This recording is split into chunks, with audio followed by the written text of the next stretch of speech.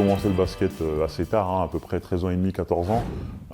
Donc je suis arrivé en centre de formation aussi relativement tard. Donc à la base, moi j'y suis allé voilà, pour le fun. Je me suis dit, j'habite plus avec mes parents, c'est bien, je vais m'amuser et tout.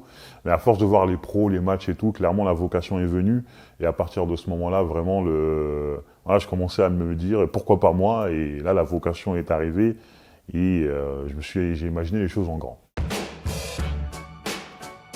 J'ai eu la chance de rentrer très, très rapidement dans le groupe pro et de m'entraîner avec les pros. Et donc clairement, j'ai appris la rigueur, j'ai appris la résilience, j'ai appris vraiment la préparation qu'un pro doit avoir. Et pour moi, c'était des années vraiment charnières dans mon développement de basketteur. Gagner un titre avec mon club formateur, même si c'était en tant que petit jeune, ça, c'est forcément, c'était un rêve que j'avais quand je suis rentré dans le centre de formation, quoi. Mon parcours, il est chaotique un peu, parce que voilà, j'avais un gros caractère et j'avais besoin de m'affirmer.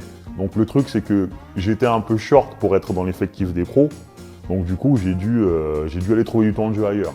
Donc c'était des années qui m'ont permis de revenir à l'ASVEL en tant que vrai pro cette fois-ci. Alors au début, en pré-saison, ça a été un peu un choc. Je dis souvent, Vincent Collet, il m'a appris le basket de très haut niveau. Parce que c'est un professeur, il apprend aux joueurs le basket. Donc au début, c'était un peu compliqué pour moi. Mais après, j'ai réussi à l'assimiler. Et là, dès le début, j'ai fait une grosse saison. Et pour moi, vraiment, c'était une fierté d'être pro dans mon club et d'avoir un rôle majeur. Moi, de toute façon, le basket, je ne le conçois que comme ça. Je ne conçois que la victoire collective. Donc à partir de là, mon souvenir préféré, c'est quand on a gagné le titre à Bercy avec notre public. La salle, elle était verte. Et c'est un moment que j'oublierai jamais de toute ma vie. Amarassi, moi je l'ai rencontré quand je suis rentré en centre de formation à 15 ans. Donc depuis que j'ai 15 ans, je le connais. Il était avec moi à l'ASVEL en 2009 quand on a été champion de France. Pour moi, c'est mon grand frère, donc c'est quelqu'un qui m'a appris énormément. Et c'est quelqu'un qui compte vraiment beaucoup pour moi. Et pour moi, c'est le coéquipier qui aura le plus marqué ma carrière.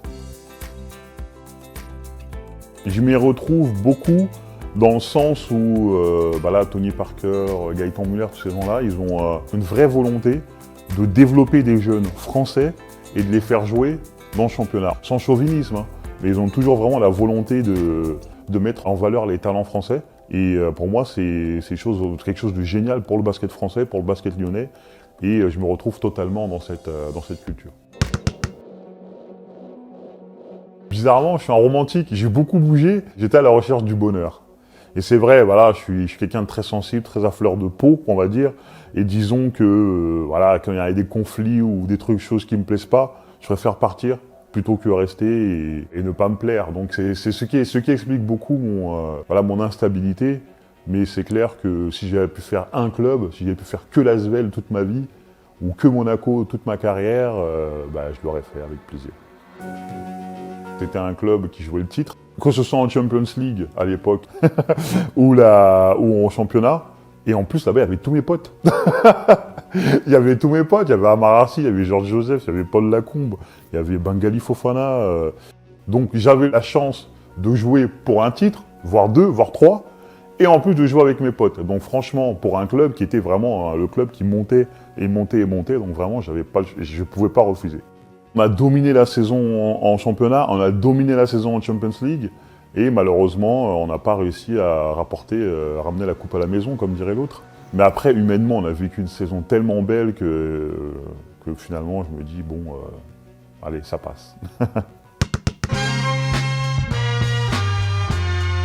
En club, si j'avais su, entre guillemets, excusez-moi du terme, faire de ma gueule, je pense que j'aurais pu avoir encore une meilleure carrière, mais c'était vraiment impossible pour moi de la fermer et de rentrer dans le rang. Mais bon, franchement, j'ai aucun regret, je pense que j'ai fait une belle carrière.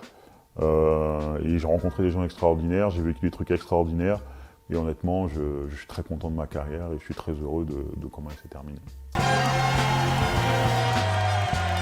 Je me dis waouh, parce que vraiment, en une dizaine d'années, vraiment partir de la National 2, National 3, si je ne me trompe pas, et la façon dont le club a su se développer, la façon dont la principauté a aussi voulu investir, parce que vraiment la principauté a beaucoup accompagné la Roca Team. Et là, quand on voit le niveau de l'équipe vraiment, voilà, maintenant Monaco est sur la map du basket européen. C'est un des plus grands clubs européens. C'est en une dizaine d'années, mais c'est extraordinaire.